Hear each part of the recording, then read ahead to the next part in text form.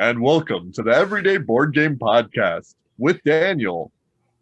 And Daniel, what again with the creepy voice? Why do you always got to do the creepy voice? This is not the time of year for you to do the creepy voice with your allergies. I know these allergies are killing me. I had to go for it. It's one of those things you just gotta own. You gotta try it. I'm hurting so bad because of that. Oh my goodness. Yeah, it was worth a shot. Was it worth it though? Was it really? Yeah, absolutely. Viewers with us, was that worth that effort for me to do? He says it's the creepy voice. I'm trying to do like announcer style voice. And welcome. Yeah, well, I'm also getting the video while you're doing it, so it's the creepy voice. Oh, that's good fun. All right, well, we're going to jump right into this. This is our top 8 debate time, and all the viewers, this is a good topic. I'm surprised we haven't done this one earlier, to be honest. Thank you so very wrong about games. Totally worth it. Agreed. So yeah, mind you, it took us a little bit to actually get the 8 games we needed, and I think we fudged one of these. We did. We absolutely did. Just because we felt to put it in there. So specifically, we're talking about Kosmos Games. Kosmos is a publisher that's in Europe. They work with Thames and Kosmos. If you've ever had like toy science kits and stuff, they make a lot of those things. So you've probably seen like the blue banner on the bottom. And we're going to be talking about the games that Kosmos, the publisher, Kosmos, the publisher, actually prints. And we focused mostly on the games that they have printed first. So the best way to tell is if it has the Kosmos printing. They do also print a lot of localization games. And what that means is that games that are like that come out in the United States that aren't normally available in Europe, a lot of times they'll handle the European printing of it and then put their names on it, which I didn't realize how many of those we were going to stumble onto when we pulled up our list. Well, quite a bit. Sounds good by itself. Thank you. All right. Talking about my announcer voice, but the visuals, I have the face for a radio is what I'm saying. That's what I'm saying. So Daniel, we asked the audience what their favorite Kosmos games were. So let's talk about the honorable mention. We had quite a few votes, but a lot of people did mostly agree. Let's start. I'm going to start by the bottom. Matthew added Word Slam, which is a newer party game that I'm actually really curious to try because it's from Inca and Marcus Brand. You know, Rise of Queensdale, the Exit series, all of the other like heavier Euro games, like that's Marcus and Inca Brand made a party word game. It'll be intriguing. I want to see how this works, but yeah, there's very few word games I like. I like hardback, and that's about it. Yeah. Well, just one, I guess, can be considered a word game. I really do enjoy that one. Which one? Just one. Oh yeah, just one. Absolutely, yeah. I would count that. The only word games that I've ever liked are like Byword, because Sid Saxon, and when Sid Saxon makes a word game, you know it's a good game. There's a couple others like Worderific, which is like the ugliest cover I've ever seen in any game. Have you seen Worderific, Daniel? No, but I've seen Sid Saxon games, so I'm not surprised. Oh, Worderific is a different one. It's from okay. Guerrilla Games. Yeah, it's you know, I know you give me a lot of guff for my graphic design, but let me tell you, you know what? No, go ahead and read the next honorable mention that somebody else has put up. Matthew, again, put up, and we're going to have a run on these, Domain. Yeah, Domain is a good one. I used to own Domain. It is pretty fun. And look at this cover. Like, you tell me, and not only is the cover sideways, the back of the box is portrait, because that makes sense. Like, I mean, I'm not here to bash games necessarily. I absolutely adore this game. But, like, those are the cards you're working with. That's it right there. Still better graphic design than what you've done. And then you have poker chips and 2 D10s. That's it. That's the game. Phenomenal game.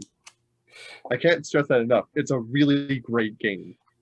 but it's just one of Again the with the worst. show and tell. How many times do I have to tell you about the show and tell? I'm catering to our viewers that are here right now with us, joining us on Twitch. You deserve it. But yeah, let's go on to the next one that was listed. Ubongo, which I've heard of before, and I forget exactly what's specific about it. I think it's a polyomino game, but oh yeah, no, it is a polyomino game. You basically have a card, and you're trying to use polyominoes to fill it in as fast as you can. It's kind of like a speed polyomino game. So before we move on to the next one, So Very Wrong About Games says Beowulf the Legend and Blue Moon. Yeah, we had an issue with like Blue Moon and Blue Moon City because we weren't exactly sure if Cosmos released them here in America, because I think Blue Moon City was originally Fantasy Flight, and then I have the Command version, so it was a kind of a gray area for us. Yeah. But it was definitely Cosmos at some point. Absolutely. Matthew also added Drop It. Drop It. Drop what? Haven't Drop played it yet. Drop It is really fun. It's kind of like a more gamery version of a game that I love called Batik. Batik is an old game where you basically you have 2 panes of plastic, clear plastic, and held up by pillars, and you're dropping like tangram shapes into it, trying to make them balance in weird different ways. Drop It takes that to a new level, adding like new rules and how to do it. They're different designers, but it's a cool idea. Brian added Aqualin, which is a newer game that's on their 2-player Cosmos line, I believe. And I haven't played this yet, and I've been really curious to do so. And he also added My City, the newest Reiner Knizia. Huh? Your City? Oh, that's a dumb joke. Yeah, the Reiner Knizia Legacy game, also polyominoes. It's like a flip and fill game, kind of, isn't it? Yeah, I believe so. Just checking something up real quick. But yeah, no, I do want to talk about My City because it's going to be talked about here in a little bit. But I believe that was the last one, was it not? Yeah, that sure was. Everything else that was higher voted was simply just because they were voted on by the viewers. And Matt in the comments said, Targi is not only the best Cosmos game, it is the best 2-player game out there. I will fight you. I think it's one of the best 2-player games. I do agree with that, but Jaipur is better. Prove me I'm wrong. Ooh, I don't know. Prove me I'm wrong. I would have to say I think I like Targi more than Jaipur. I will fight you too. And you're going to feel real bad when you destroy me. Huh? You would lose. And you're going to feel real bad. It's not even going to be a fight. Like, you'll just look at me really weird, and I'll start bleeding, and you're going to feel really bad about it. How do you think about that, huh? And then Ben says Lost City because it's the only game his wife will play. And that's a good reason, especially in a 2-player game. So yeah, I was able to come up with 3 honorable mentions. Daniel, were you? I was able to come up with 3. 2 I never played before, but I really, really do want to try these 2. Okay. And then the third one I have played before. I'm not going to talk a lot about it because I've talked a lot about it. Right. And one Jaipur is amazing. Exactly. One I have, it's not technically from Cosmos. It's more from a different company, but I do want to talk about it. And that'll be my first one. Do you want to get us started, or do you want me to? Coin of Doom, man. Coin of Doom. Huh? The Coin of Doom. Coin of Doom. All right. Coin of Doom says me. The first one I want to talk about is a game that is technically by a company called Devere. Devere, I think, is another offshoot of Cosmos, and they have made 2-player games before. And this one is specifically called Holmes, Sherlock, and Mycroft. This is a brilliant little 2-player game. It works similar to the mechanism of you are sending out workers like in Agricola, except it's a simple 2-player game. You're just trying to get certain cards, and if you have the majority of that clue card, you're going to get that many points. And they're numbered anywhere from like 3 to, I think, 8 or 9. But that's also how many copies of that card there are. So you're going to be getting those points, and you have to get them by buying them with little clue tokens, which are little itty-bitty magnifying glasses, and they're phenomenal pieces. And so one player is playing as Mycroft, one player is playing as Sherlock, and you're recruiting these characters, trying to use them for their abilities. And also one thing that makes it really neat is a worker placement spot. You can use it as many times throughout the game as it's available. So if the landlady, I forget her name, if it pops up and I go there, I will be able to use her ability until 2 players or both players go to the same spot on the same round, then it is eliminated for the rest of the game. Absolutely brilliant. I love that game. It's so cool. Daniel, have you gotten a chance to try this one yet? No, I have not. I've been wanting to, just haven't got it Yeah. or tried it. It looks good. I don't know. The last time you tried to get me to do a Sherlock Holmes ones, I watched or someone play, what is that one where you're competing against Sherlock Holmes, and then he just tells you how Yeah, stupid you were to solve the case. yeah, yeah, yeah, exactly. It's the cooperative. It's more of like a puzzle book. That's really what that is. Yeah, Um, I'm very hesitant about it because of that one. oh yeah, no, that one I don't know if you'd. I can't guarantee a lot of people would like that one. I mean, unless they're the kind of people that like logic puzzles and would And sit there being with a told you're book. stupid. And well, it's against Sherlock. Of course, you're stupid. Like that's in character that he's telling you how stupid you are. That's the point. Yeah, I get that. All right, so my first honorable mention is, again, one I haven't played yet, but I want Okay. to. This is almost a grail game for me because I haven't been able to pick it up yet, and that's Pillars of the Earth. It's a lot of people's favorite worker placement game. It's one of the more older ones. It's based off the TV show rather than the books, Mhm. but I do want to try it. It's about building a cathedral.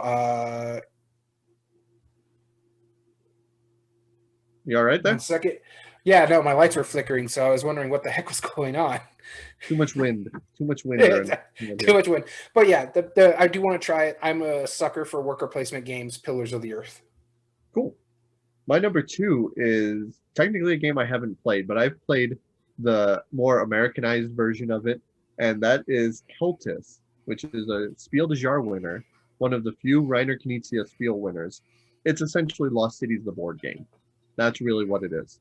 And in fact, so much to the point that they made a Lost Cities, the board game that plays almost the exact same, and then in later printings of Cultist, use a rule variant which lets you play it the exact same way as Lost Cities, the board game. So technically they're one and the same. But I love the Irish culture of that. Celtic is specifically like an Irish setting, and that's something I don't see in games all that often. And I like Lost Cities. I like Lost Cities, the board game. And so if you played that, you played Celtic, you know how fun it is. All right, so the next game I'm going to talk about, again, haven't played, was mentioned in the comments, and it's because it's a legacy game. That's why I want to try it, and that's My City. It's a campaign game that I heard is okay when it comes to a campaign style. It doesn't really do much to the board compared to others. I still want to try it. I do want to try to like and play more Knizia games. I haven't enjoyed everything I've played. I've only played a handful of them. Mhm. Llama, Blue Moon City, Lost Cities. There was a couple other ones, but I do want to try to like more. He's a prolific designer, so we'll see what happens. So, My City. Cool. And my last one is one of the few video game based uh, board games that I own, and I have not even played the video game, but it is based off the video game, and this is City Skylines, the board game. I didn't know that was Cosmos. Yes, it is. It's so good. I love this game, and it's a really simple card game. You play a card, it will cost you something, whether that's good or bad, and then we'll give you the opposite. So if it costs you a little bit of good, it'll give you a lot of bad. If it costs you a little bit of bad, give you a lot of good. And all you have to do is try and mitigate all of like these little measurement bars, making sure that the people are happy enough, there's not too much crime, keeping zones correct, while keeping them, just having a good time without pollution or overpopulation, and just finding that nice little balance. I think it's an absolutely brilliant game, and it's probably the only games that are based off of video games that I haven't played that has actually gotten me kind of excited to try the video game, and I would totally do so. Sounds And we good. were And before I go good on to night my for next so one, very wrong. you have a Yep, good night. So very good about game, or very wrong about games.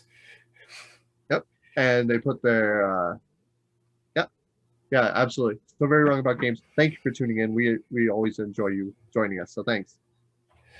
So my last game that I'm going to talk about is something I've talked about a lot. This was the only one I really could put in my honorable mentions list, and that's Adventure, the card games, the Phil Walker Mhm. Harding and Matthew Dunstan game here. So I'm not going to go too much into it. It's a fun series. I really think if you like those point and click adventure games on the computer, you'll really dig these games. I've enjoyed 2 of the 3 so far. I'm enjoying the third one, the Volcanic Island. I just not sure how I'm going to like it once it ends because, like I said, there's some issues I've had with it because of its abrupt endings at time, but I want to keep it going and see how it ends. So there's that. Couldn't agree more. I'm so glad I showed you these or turned you on to them. It's yeah. I knew it was gonna be good because Bill Walker Harding, and we're huge fans of his. And And I'm looking forward yeah, to the it's newest awesome. one. I don't know if it's out in America yet, but the 4th one where it's like an abandoned hotel. That looks interesting. Ooh, I haven't heard of that one. Actually, have you seen the most recent review that Tom Vassell did about the Yeah, that's Pokemon? what gets me worried about it. Because Yeah, I'm like, I'm liking he where it is so hated far, it. and I really love the other 2, and he liked the other 2, but he despises this one. So Yeah. No, I think you'll probably end up liking it just fine, but I don't know. And Creative Chaos, have you actually played the video game? I know you said you have it, but if you played it, I'm curious to know about it. All right. So that goes over our honorable mentions. Let's talk about the games and then how we're going to rank them. So today we have the top 8 highest ranked Cosmos produced games on Board Game Geek. We had to eliminate quite a few from our list because a lot of them they're like the op here in the United States or published by completely other companies. But we I think found the one ones that we still could, squeaked in too. yeah, and one still squeaked in. That's 5 Minute Dungeon. We'll talk about that. But Yeah, first off is our number 1 seed, The Crew, facing our number 8 seed, Kahuna. Kahuna. And then we have our number 2 seed, Targi. Facing our number 7 seed, the one that squeaked in, 5 Minute Dungeon. And then our number 3 seed, Exit, the series. Facing our number 6 seed, Emotep. Speaking of Phil And Walker Harding. speaking of Phil Walker Harding, and our number 4 seed, Lost Cities. Versus our number 5 seed, Legends of Endor. This is going to be interesting. I absolutely adore every one of these games. Yeah, I do not hate a single one of these games, so this is going to be a difficult one, but we're going to try to do this quickly. And I own, I own all 8 of them. So I own 1. wow. Okay. Well, at least it won't be biased on that round. All right. Let's get us started. We're going to be talking about that. Now, how do we actually determine the winners, Daniel? So the way we break it down, we decide the winners by 5 categories. The first one being ease of play. Is it easy to get to the table? How simple it is to teach? And I got to pull up my criteria here, but that's what I forgot to do before we started. Familiarity and simplicity of the rules. Yeah. And the other one is replay value. That's important. Does it scale well? Do they hold close to the same amount of players? What's the time frame on that? As well as how many times do you have to play the game to get the full experience of the game, as well as expansions? Do they have expansions out? Are they planning on having expansions out, or have expansions been announced by the publishers or designers? Yep. And then we also have art and production. How well are the pieces produced? How beautiful is the art? And how well does the graphic design help increase your gameplay experience? Next, we have meaningful choice. And this one's a big important one for us. And that is, how does it affect your long-term strategy? How do choices that you make in this game affect the other players in the game's long-term strategies? As well as, do arbitrary choices, can you make an arbitrary choice and still compete in the game? Because that's a flaw if it's allowed. Yep.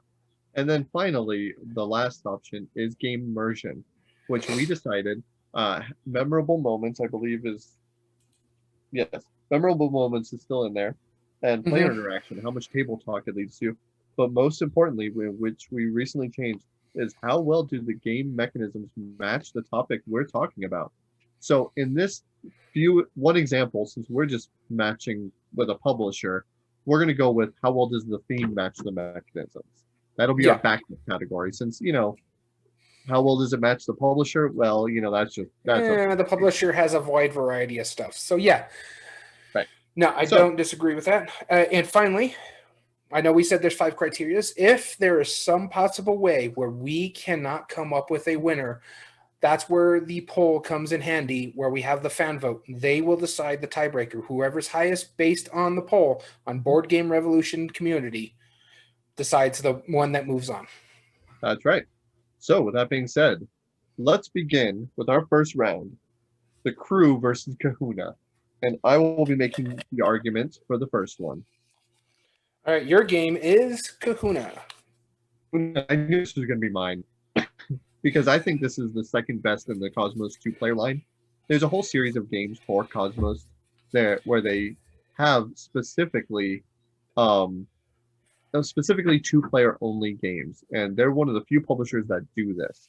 And I feel it's important. That's a really distinct market in there, because some publishers, they'll print 1 or 2 2-player games, but for some reason, if you can't play up to 4, it's looked down upon. So I feel like I'm glad that Cosmos has been doing this, and they've been doing this since like the 90s as well. So they've been doing this for a long time. I think the first print of this game was 1998. I think it was under a different theme, but the first print was 1998. No, it's always been Kahuna, actually. So I have one of the oldest copies of it, and it's brilliant how it works. So Kahuna, you have 12 different islands, and you have cards, 3 copies of each of those 12 islands. What you're trying to do is you're trying to build bridges between the islands, and by doing so, gain control of that island. Whoever has the most islands most likely will win. We'll talk about that in a minute. What makes it interesting is when you're building an island, you're building a bridge between, say, Coco and Iffy, which they all have like Hawaiian sounding names, but they're all kind of off. You can play 1 card of either of those to build the bridge. Unless another player already has a bridge there, then you can play 2 cards, either 1 of each or 2 of either of the islands, to destroy their bridge. So if you have 3 cards that are iffy, then boom, you can take out your opponent's bridge, build one of your own. And that matters because when you have more than half of the bridges on an island, you put a little control marker showing, I own this island.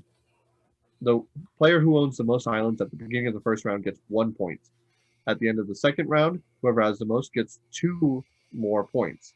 And then finally, at the end of the third round, whoever has the most islands gets the number of points equal to how many more islands they have than their opponents. So that sounds way more complicated than it is. It's actually really simple, but it can lead to you leading into 3 points at the end of the second round and being well ahead, but someone's still having a fighting chance. They have to be amazing, but they can do it, and I've seen it happen. It is an absolutely brilliant game. And when you gain control of an island, all of the bridges of your opponents, they blow up and they're gone, which can cause a cascading effect. It's super cool. It's great interaction. I would love to see a multiplayer version of this. I don't know how they would make it. Yeah, I don't know how they would do that. Oh my goodness. This is one of the funnest games I've ever played in my 2-player line. It's easily one of my favorite. I wish it had more love. I really do. But I think it's an absolutely solid, brilliant game. I can see why it doesn't have more love. Don't get me wrong, it's a fine game. For as old as it is, the production value is okay.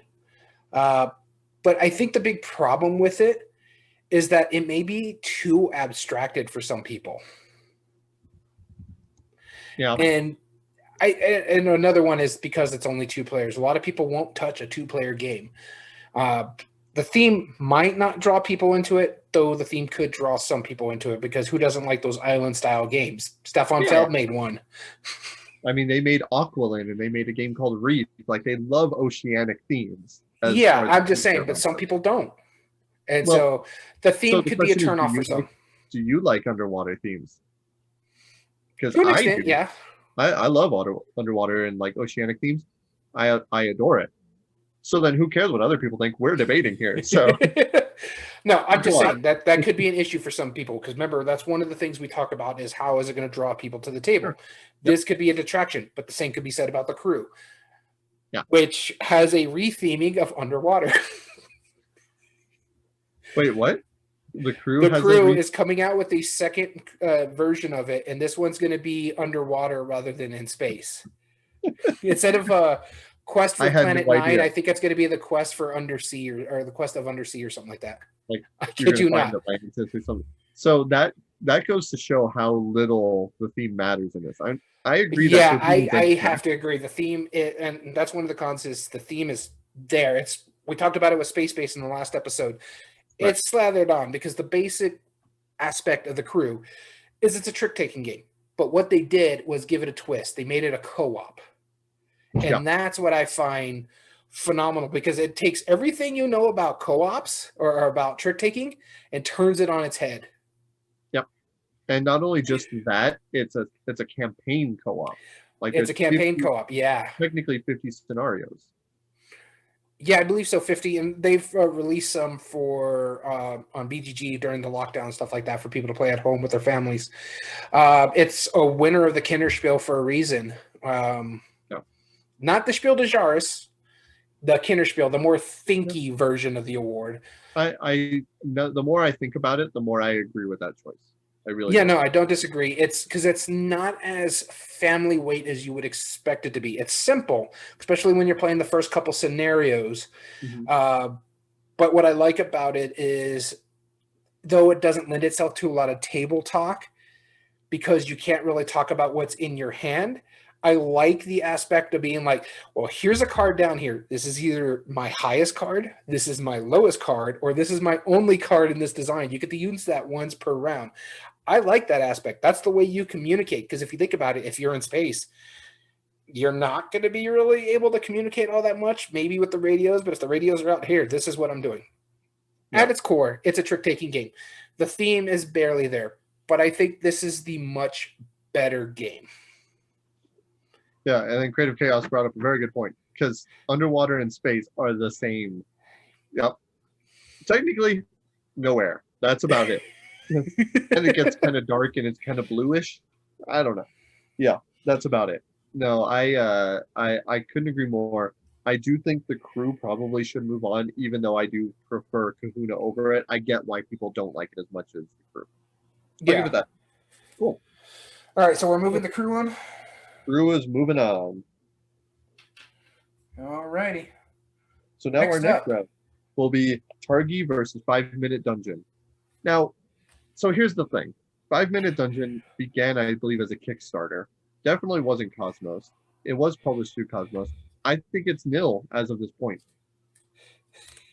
I think it's disqualified. I can't disagree with you on that. I like both these games.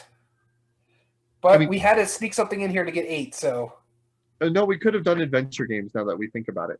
Now that we think about it, yep. Yeah, but we Mind you, it was also late at night when we did all this, and we're both tired, so it just kind of squeaked in. Yeah, but we'll still give it a couple moments. I will be starting off this argument. All right, your game is... Please be Targi. Targi, all right. So Targi moves on. So, no, it's a brilliant worker placement game. We'll get into more details on how it works, but it's absolutely smart. The way it works is that you have a grid of 5x5 grid of cards. The outside border is a set spot where you're everything's better with a 5x5 grid. Everything's better with a 5x5 grid. It's either that or you start with 3 money. The only way games are good. So now there's a game with a 5x5 grid and you start with 3 money. That's the best. Win spiel. So Targi, it's simple. You're placing your workers. You're taking turns placing your workers on the border cards, and then the 9 cards that are in the middle are also up for contention. How that works is that when you place a worker there, not only can your opponent not place another worker there, they cannot place a worker across the same row from that spot. And what you're trying to do is you're trying to make these spots where there's 3 workers that intersect, and the cards that they intersect on is also cards that you're potentially going to get for that turn. The cards are either going to give you resources, which you trade in for feature cards, or the feature cards themselves, which gives you different ways to score or abilities throughout the game. It's an absolutely brilliant game. One of the best 2-player games. My only argument against it is one very simple argument. It's just slightly long for a 2-player game. It is one of the longer ones. It is one of the longer ones. I have another argument for Targi Hmm. is the components are okay. They're not Sure. great, Sure, okay. but then you can buy the upgrade components, which are amazing. Right. Yeah. All Yep. right, so Exactly. I'll argue 5 minute dungeons, but I agree with you. It should be disqualified. Uh, what 5 minute dungeon? Beautiful art. It's probably one of the best artworks on this on this list here. It does play quickly because it's in the title. 5 minutes. You got to go through this dungeon, matching symbols and defeating everything before time runs out. There's a lot of table interaction because you're trying to be able to move things around and talk with the other players, trying to beat what's coming up. It does lend itself to decent, memorable moments as well. And for me personally, it has a Marvel version, which is better. But here's my problem with 5 minute dungeon. It's technically not a Cosmo game that we know as you were mentioning earlier.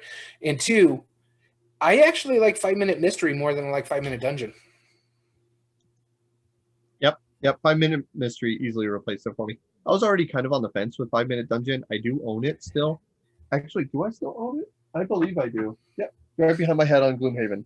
I do own 5 minute dungeon. It's just it's okay. It might not make the list next time I need to trade in games. Yeah, here's the thing about it and the cons that I wrote down for it. Real time is going to be an issue for some players because they don't like that stress of having to play fast. It's a generic fantasy, in all honesty. That's why I like the Marvel version better because it's generic. Now there's like the Valkyrie, that's something different, but it's still. And then some people can get overloaded because how fast you got to play this game. Yep. Yeah, if you're not a fan of that speed, dexterity, really intense thing, like if you don't like Fuse, you're not gonna like this. Yeah. Cool. All right, so Targi moves on. That's an easy Targi round. moves on. Yep. All right, So so our next next up round, is yeah, it'll be Exit the series, which are a series of escape rooms made by Marcus and Inca Brand, versus Imhotep, which is by Phil Walker Harding. And you will be leading this argument. all right. I actually enjoy both of these, so it'd be interesting what comes up. Mhm. All right, let's see. What do I get? I get Emotep. Okay. Alrighty, so for Emotep, it's a Phil Walker Harding game, Hmm. which means very simple mechanisms, very easy to learn. He is, I guess you could say, the new Reiner Knizia, where he could just simplify things down to its core and make a really good game out of it. And I have to say, he did this with Emotep because it's basically you're putting stuff, you're getting stuff, you're putting stuff, or you're shipping stuff. And you're Yep. playing like 5 different little mini games where you're trying to build up a sarcophagus or an obelisk or just different. You got a little area control. You got a little most points up here. It's point salad. Theme is pretty abstract when it comes to this game ish. Beautiful produced. It really well produced here. I mean, it's simple. It's some artwork, some decent graphic design, and some really big chunky wood pieces. So it's really good. There's a lot of meaningful choices in this game for as simple as it is, because when you look at it, you can, take some stone that you need to get. You could put your stuff out there, Hmm. or you can send a ship to an area to block someone else from going there for not to get that area control. So you have to make these decisions. Do I send the ship? Do I put on this ship? This way I have a chance to play in this area, or what do I do? I love those choices because it makes you think. It makes you stop, and for as simple as it is, makes you think very hard. And yeah, I don't have a lot of cons for this. This was actually one of the more difficult ones for me to come up with negatives for. That's how good this game Hmm. is. My main one is it's abstracted. Yeah. Yep. That makes sense.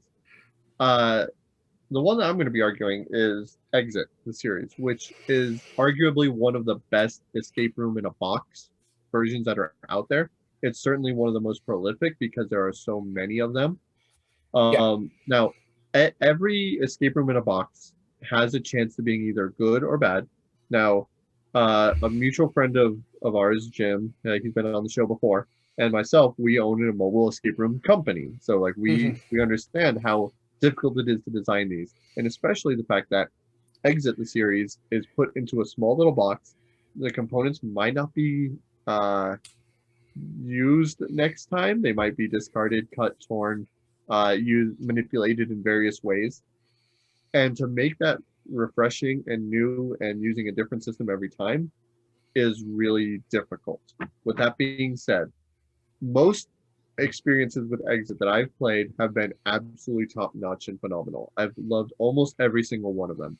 And I say almost because there has been one or two that have not been as good as the others. They're just clearly just not as good.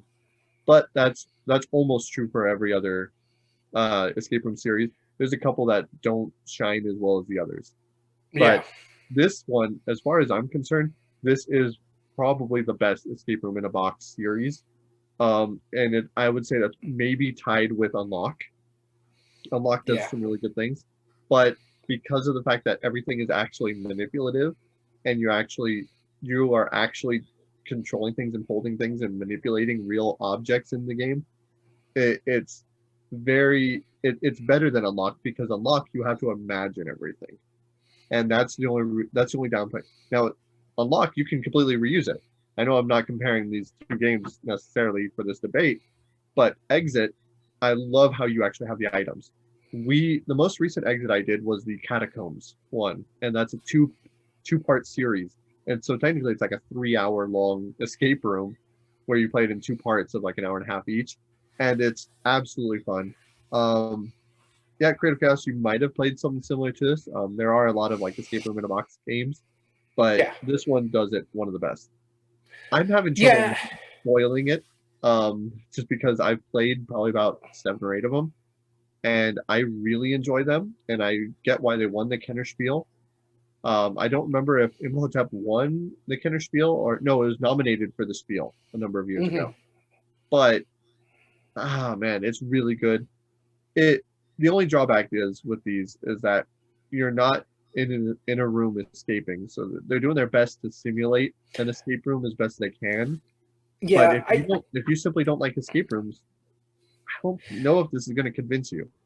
I have an issue with this one because of the structure. Now, I don't mind it myself, but when it comes to, say, Unlocked, when it comes to, say, Deckscape and stuff like that, I can reset it and lend it to a Yeah, friend. right. I can't do this with Exit, so I can't have more and more people like this game because I I can't share what I have. Sure. I can't discredit that. That's absolutely true because every single one you will destroy pieces of. But I feel like this because it's so inexpensive and it handles so Yeah. many people pretty well. It's pretty good. I will say though, there is without giving too much of spoilers, there have been a number of the Exit series that have done something that I'm going to call meta, that take place outside of the game, or that's not really matching the theme. And while they're really creative ideas, that breaks the flow of what you're doing. Mm. So like for example, if I'm I'll use the catacombs one. This is not something that happened, but if I'm doing the catacombs, I feel like I'm in this dungeon. I feel like I'm in this dark, creepy place solving like dark, macabre, noir style like puzzles.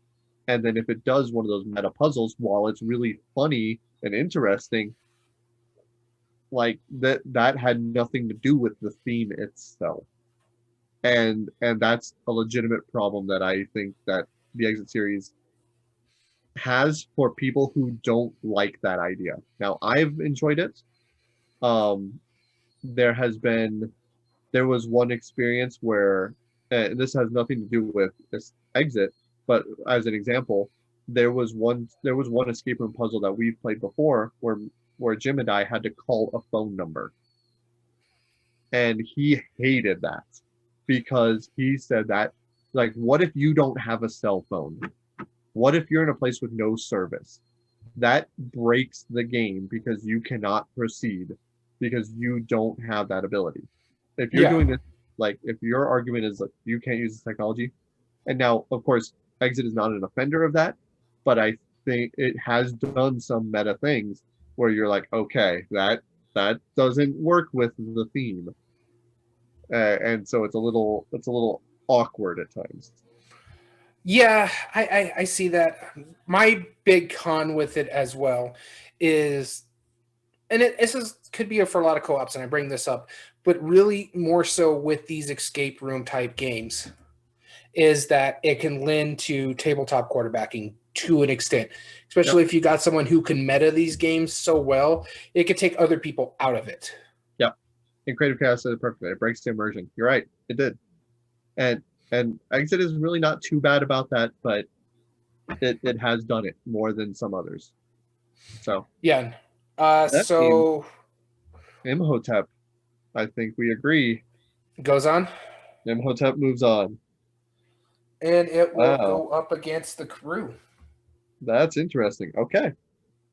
Very intriguing. And our final round of the quarterfinals will be Lost Cities versus Legends of Andor. We could not have gotten two more Very different different. games. Yeah. And Daniel, you'll be leading the argument for this. All right. So I'm not going to lie. This is probably my least favorite bracket. Not that I hate these games, but this is probably my least favorite bracket. You like both of them. It's just, yeah, if you had to pick. Yeah. All right. Let's see which one I'm getting here. It's going to be Lost Cities. You what? It's Lost Cities. Yeah, it's Lost. It's always how that works. All right, go ahead and argue for it. All right, Lost Cities. What can we say? It's the two-player games that Cosmos is well known for. Reiner Knizia, well known for these kind of really simplified games. This is basically, hey, I'm playing these cards out. I want to make sure I'm playing them in the right order. This way I can get my points, knowing you might not have the cards that I need to play out in this color and stuff like that. So it's very, very, I guess you could say meta, because you have to read the other player. You got to find out what the other player is up to. You got to try to get into their mind, making sure what cards they have, what cards they don't. Very simple mechanism that is really easy to learn. You could teach this game in 5 minutes, because it's basically you're just putting numbers out on the board for, 4 different colors or 5 different colors? 5. 5 different colors. With an expansion of a 6th color. What I have to mention about that is that it's easy to learn. It's hard to master, because, again, you're not only playing yourself, you're actually playing against another player. So it's like poker. You're going to have to read the other player. What's best to take? What's best to put down? Oh, he took that. So maybe I don't want to put this 7 down because I know he's got an 8 over there. That kind of thing. It's a great game. It's fun. I'm not really intrigued by it all that well, just because of the mathiness of it. Right. Yeah. There is a lot of math. That's a fair argument, because so what Reiner Knizia tries to simulate in the scoring is that if you start any one of the expeditions, which is just one of the colors, and you start playing cards, you're already lose 20 points in any set that you start. And that's because doing an expedition is expensive. That makes sense, right? So you have like this whole balance of, when do I play the cards to get me the most points, and can I at least break that 20 points to justify me going on this expedition? It's a brilliant idea of timing. That's one thing that I think is so surprising about that game, is it looks simple, but the timing that's involved in it, and when you're able to play the cards, and when you think you should discard, and when you can, interact with the other players, that's where it really shines. Whereas I'm going to be arguing for Legends of Andor, which, if you like anything that it remotely resembles more theme than Lost Cities, Legends of Andor. Now, granted though, that's not without its flaws. Legends of Endor is a really cool setting. It's like a fantasy theme. You're going around battling monsters, but really, what it more so is you're actually trying to solve this puzzle, where you're given a scenario where you have to complete this mission by going from one side to the. Why didn't I think of Liberation of Brightburg as one of my honorable mentions? I'm an idiot. Anyway, that was a squirrel moment. I just thought of it right now. That's the cooperative Legends of Andor theme game. Anyway, brilliant game. This is a cooperative game where you're working. Legends of Andor is a cooperative game where you are trying to solve this puzzle. Like, you might have to take a letter to the High King while trying to get past all the trolls that are trying to kill you. There's a lot of cool interaction with it, and it's one of the few games that's made by Michael Menzel, who was a really prolific artist, but he actually designed the game itself too. And it's really in depth as far as the theme goes. There's lots of add-ons, storylines. Now, with that being said, I've not played past the first few scenarios, Yeah. just because I've never gotten a group that it works well with, and it's kind of a niche group. It's a really solid game though, and so if you want a more puzzly, more Euro style, like how do I figure out how to solve this puzzle while playing Gloomhaven? That's kind of like what you're doing. It's not just run in a dungeon and kill some And stuff. the thing about it too is that you got to play within a certain line. You have to go from 1 to like I don't know 60 something, and you can't go backwards. So if you jump all the way to 7, well, those beasties are still there, so you can't fight them. So now because they're back there, so you got to hope someone takes care of those things. No, you can still do that, but you know exactly where all the monsters are moving. Like Mm-hmm. so, like what's interesting is you're going to see exactly how the monsters are moving every turn. You know where you're going to be, and you have the option to avoid fighting them. You can just go through a spot with monsters. You're never going to have to. You're never required to fight something, and oftentimes you won't be able to kill everything. Yeah. That's what's neat is you have to decide. It's like, well, I need to prevent them from overrunning the castle, but at what cost? Like, because we're not going to have enough time to defeat all of them, because that's the obvious answer. Just kill everything that moves, you know? But you're not going to be able to do that with this puzzle. It's really cool. All right. So coming down to it, with these two games, which one do you think should move on? I feel Lost City should. I hate to say it, but I agree with you. I Yeah. I was okay with Legends of Endor. I just think the puzzle aspect is fine. It's just I've played better games with that kind of dungeon crawl mentality. Gloomhaven, the puzzle there is better. Yeah. Yeah, absolutely. Absolutely. Cool. So Lost Cities moves on, which leaves us with the semifinal round of the Crew versus Imhotep and Targi versus Lost City. Oh goodness. All right. This is a theme. And the votes go as such. And sorry if it gets a little echoey. I had to close my door. It's fine. We'll forgive you. Kahuna is our 7th vote getter with 0. Both games here tied. Exit and 5-Minute Dungeon with 5. Mm-hmm. Wow. And finally, Legends of Endor. I didn't actually write down the vote count on that, but it was 6, I believe. Okay. There you go. So they're kind of reflecting what we are viewing. Yeah. Let's move on to the semifinal rounds. We're going to start off with the Crew versus Imhotep. Now, Daniel, I know which one you want to go for. I do, because I know which one is your favorite out of all of these lists. Yeah. And you'll be arguing first, so I hope you get the one you don't want to go for. Nope, I got one I want. All right. Tell us why you like the Crew so much. Honestly, you and me, we're both big fans of trick-taking games. Yeah, absolutely. We enjoy trick-takings. We've played trick-takings that are partners, trick-takings that are 3 players, 4 players, 5 players, whatever you want to do. This does something to a trick-taking game that I've never seen before. It spun it on its head and it made it co-op. You have to feed tricks to the right person. You got to put them in a certain way. You got to do them this way. This person can't have tricks this round. I love that. Making it a campaign style and making it where it's like, okay, we got to make sure we get these tricks out of the way. How do we tell them that if we're going to try to feed this trick to our, let's just say our mutual friend Dom, how are we going to feed it to him without giving up too much information in our hands? Oh, that's right. I'll play this card down.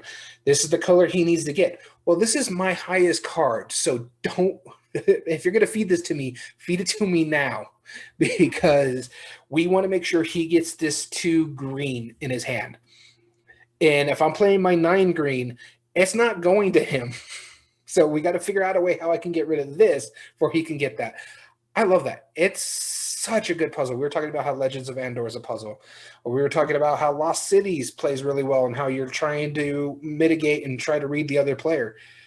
I think The Crew is one of the best games to come out within the last year. 2 years, 3 years, whenever it came out officially. So much so, I got really excited about this when this game came out that I accidentally imported it from the UK because I wanted to play it so bad. Let's finish this off. Let's finish that. And so I have a full recording for that.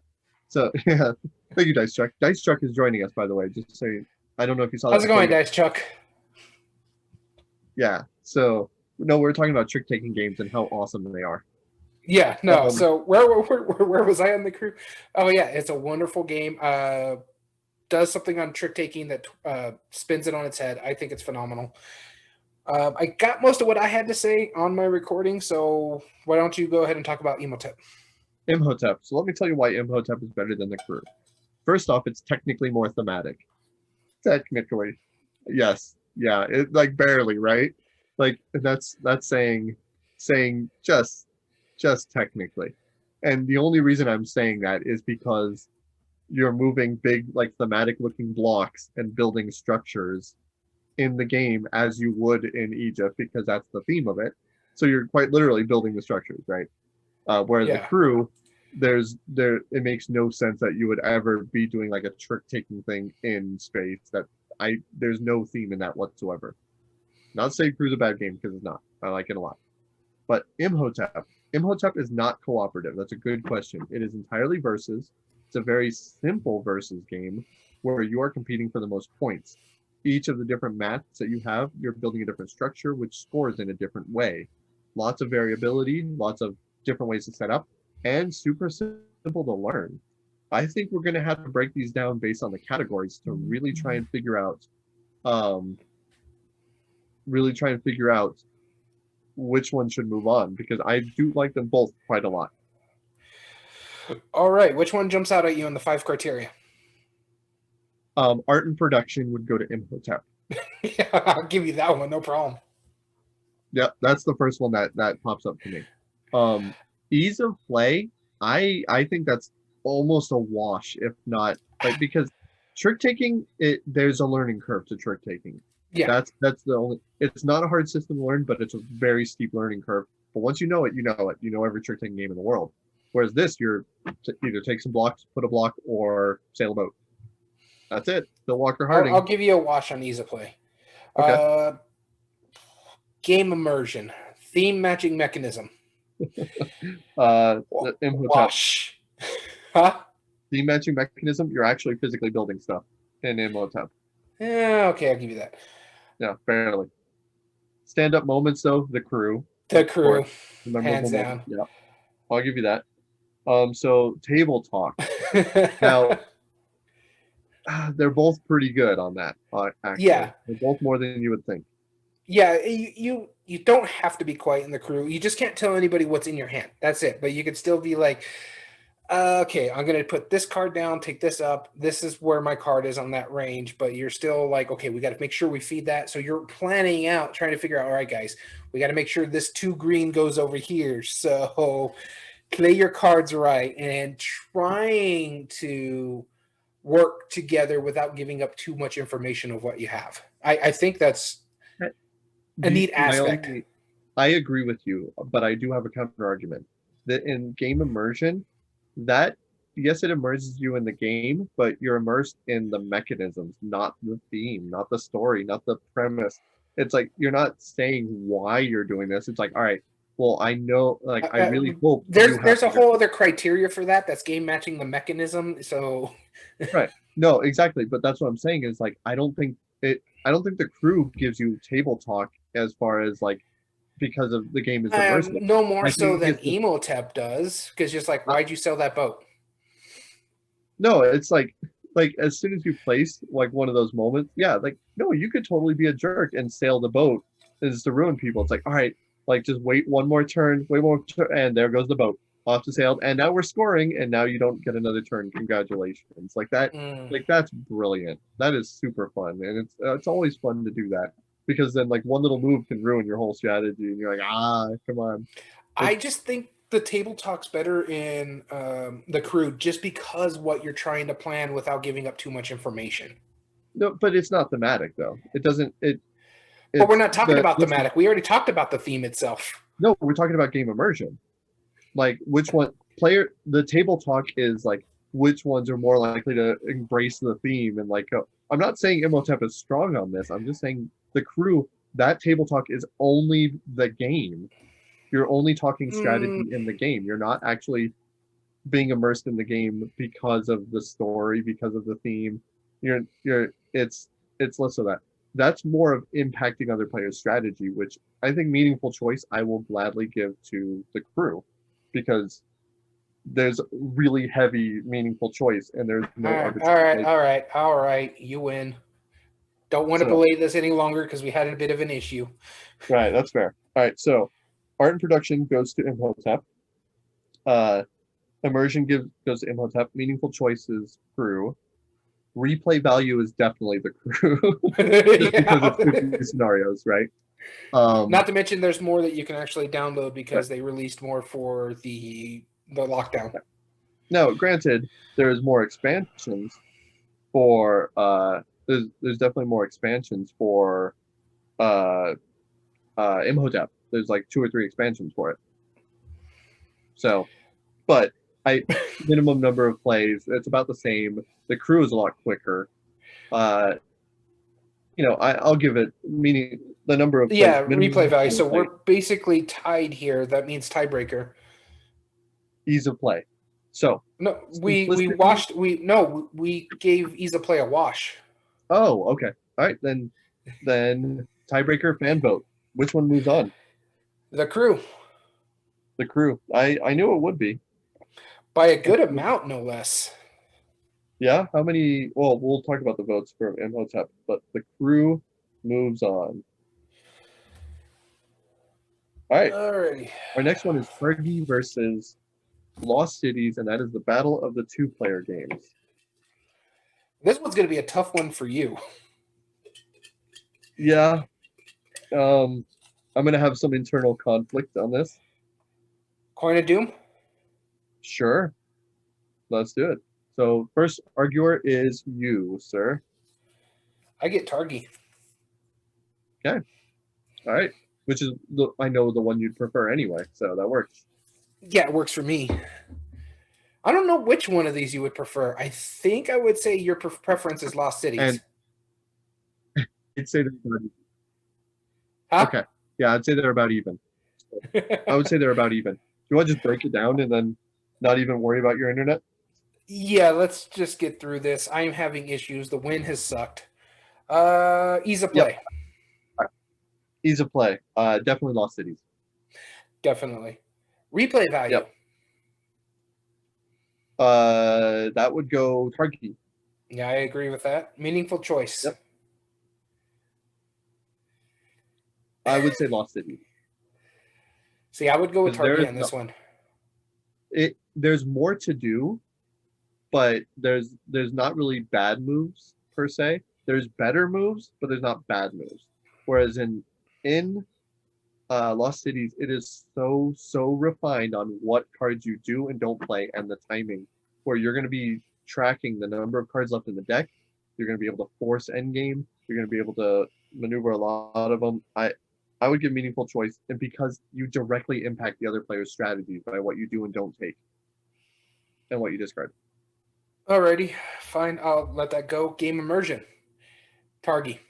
Oh, Darky, yeah. Art and Yeah, production.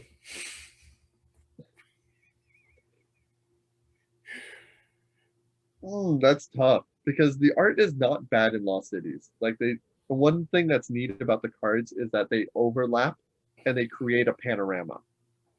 I don't In a disagree different with you direction. on that. The art is nice in Lost Cities. The rest of it is pretty meh.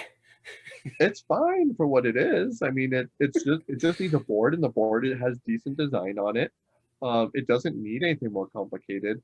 I do wish that they had a symbol in the middle of the numbers just to designate which column they should be in, because some colors Blend. they're not too bad, but they do look alike.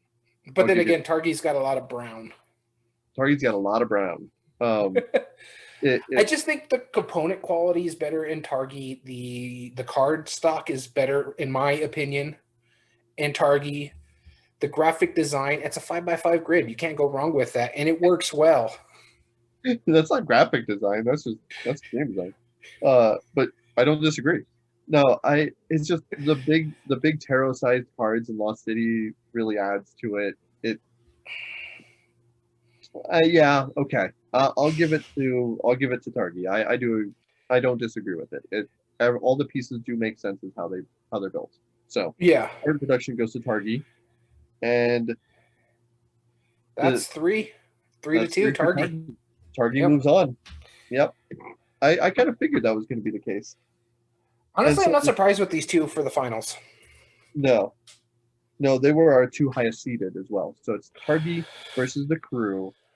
All right, so Emotep, I which personally have a was clear favorite. I don't know if you do.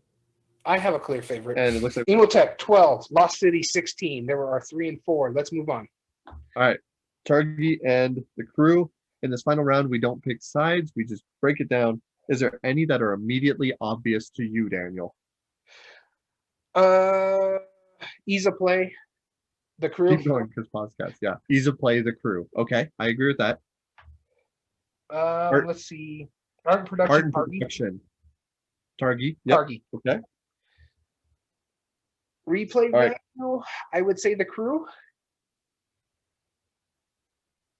Let's come back to that one. I don't think so. Other than Targi has that one expansion or two expansions, the crew, the campaign, you have to play it to get the full experience, and the